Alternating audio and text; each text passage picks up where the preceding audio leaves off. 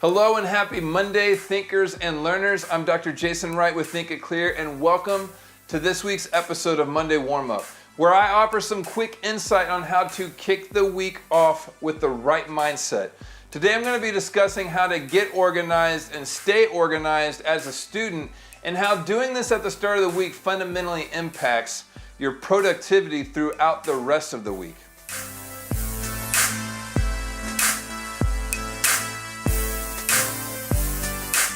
To begin, I want to make a comment here regarding individual differences and preferences. Some of you are already extremely neat and organized. If you are, then it may be that you have to always be organized in order to keep a measure of sanity. And if you were to ask me, there's nothing really wrong with that. But I would have to say that the super organized and neat people out there are a minority population. The majority of people tend to be less than organized, and unfortunately this habit tends to lead to an array of problems, especially for students. For example, it's difficult to be efficient and effective with your time if you're always having to spend time finding things or organizing your space and resources, let's say at the beginning of every study session. So what I want to do here today is strike a balance and discuss two things that we could actually learn about organized people and how increasing our organizational efforts will help us become not only better students, but more positive-minded, productive individuals week after week, day after day. So here's the first thing. Getting organized requires a system. There's something to be said about the benefit of having everything you need in a designated place so that you always know exactly where something is when you need it, versus having your stuff all sprawled out and not having a clear understanding as to where specific things are. Every successful person fundamentally understands the value of proven systems, and healthy and productive systems occur through the initiation and development of actions relating to optimization, maximization, efficiency, and effectiveness. So let's quickly break these four elements down. Optimization is the refining of a process until the best possible method is learned or obtained.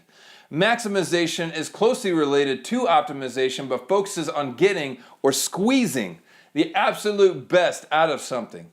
Efficiency is the action of doing what's needed when needed, no more, no less.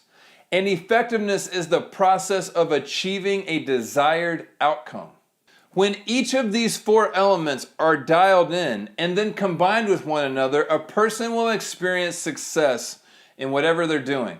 So getting organized by establishing a system will help you to become a much more productive individual, which is something that you should be striving for as a student.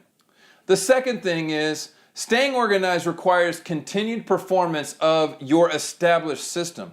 You could establish the best system ever created, but if you don't consistently execute and perform that system, then the system is useless and unhelpful for you and your continued success.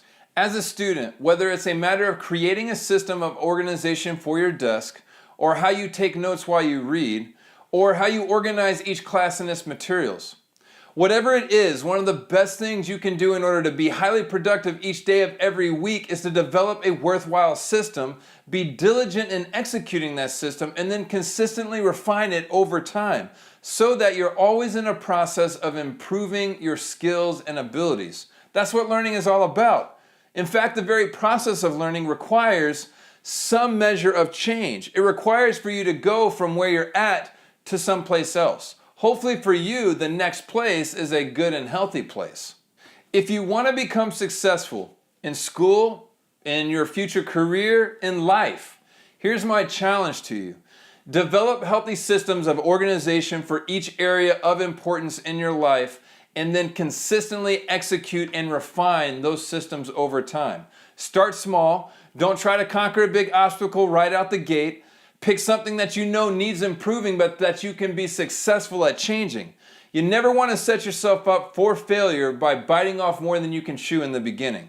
This is actually a really important part of the process of making some healthy changes. So please don't bypass this recommendation. Also, Remember that everyone has their different preferences and even definitions of what is healthy or successful. Don't get caught up comparing yourself to others or trying to measure your success against others. That will oftentimes leave you disappointed, frustrated, and with a desire to quit. You have a pace that's best for you, and your focus and concentration should start and stay on what is accomplishable for you and where you're currently at. Do your best and let that be enough. So whether you're watching this on a Monday or not, being organized with healthy systems in place will help you start and continue each week in a positive place. Why is that? Because you'll know what to do, when to do it, and where, why, and how it should be done.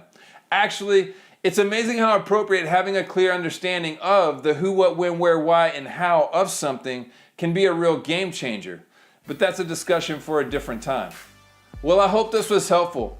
If you think someone else could benefit from being better organized and understanding the importance of developing worthwhile systems, then please share today's video with them. Also, I'd appreciate it if you liked the video down below, because that will help us in getting this message out to more and more people.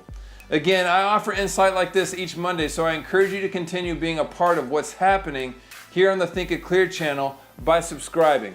After you do that, head over to thinkitclear.com, which you can access with this link.